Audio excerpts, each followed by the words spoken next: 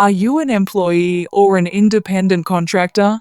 Let's discuss 7 main differences between an employee and a contractor. Today, I'm diving deep into the biggest difference between being an employee and a contractor.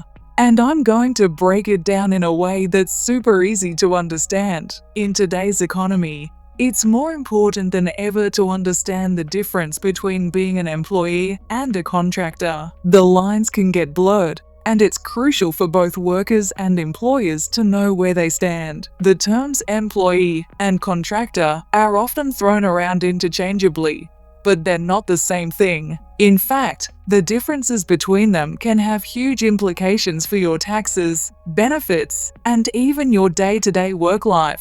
But surprisingly, many people don't know the distinctions, and that can lead to confusion, misclassification, and even legal and tax issues. One of the biggest mistakes people make is assuming that if they're working on a project-by-project basis, they're automatically a contractor, but that's not always the case.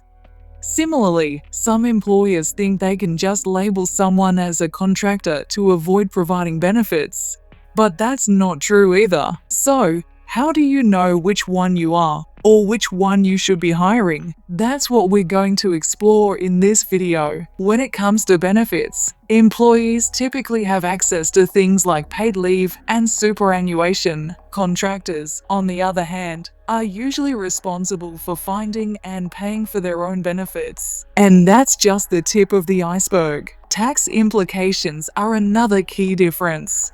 As an employee, your taxes are withheld automatically, but as a contractor, you're considered self-employed, and you'll need to set aside money for taxes and report your income differently. We will be discussing 7 main differences between an employee and a contractor. Number 1. Control. A business holds the legal authority to dictate how, where, and when the employee performs their tasks, while a contractor chooses how, where, and when their work is done with a reasonable direction by the business. Number 2 is integration. The employee operates within your business, bound by a contract to represent your company while fulfilling their job duties. In contrast, the contractor offers services to your business, working primarily to advance their own interests and business objectives. Let's discuss mode of remuneration. An employee is compensated in one of the following ways. For the hours worked, a set price per item or task. A commission. A contractor is typically hired to achieve a specific outcome and receives payment upon completion of that result, often for a predetermined fee. Number 4 is ability to subcontract or delegate. There is no provision in the contract that permits the employee to delegate or subcontract their tasks to others. The employee is required to carry out the work personally and cannot hire someone else to complete it on their behalf. In contrast, a contractor's contract includes a clause that grants the worker the right to delegate or subcontract their tasks. This clause must be genuine and legally enforceable. Next comes provision of tools and equipment. The business supplies all or the majority of the necessary equipment, tools, and assets required for the job. Alternatively, the employee may provide most of the tools, while your business offers an allowance or reimburses them for any expenses incurred. In contrast, the contractor supplies all or most of the equipment, tools, and assets necessary to complete the work, without receiving any allowance or reimbursement from you for their expenses. Additionally, the work entails the use of a significant item for which the contractor assumes full responsibility. Risk is another difference. The employee bears little or no risk.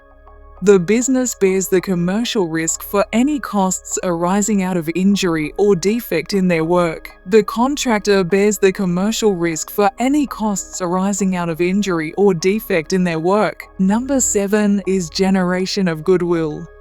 The business reaps the rewards of any goodwill that stems from the employee's contributions. Conversely, the contractor's business benefits only from the goodwill generated by their own work, not that of another business. So, to recap, Understanding the difference between being an employee and a contractor is crucial for both employees and employers. It's not just about the labels, it's about understanding your rights and obligations and making informed decisions about your work. Thanks for watching, and I'd love to hear about your experiences as an employee or contractor in the comments below. Be sure to share this video with someone who needs to know the difference, and check out my other tax-related videos.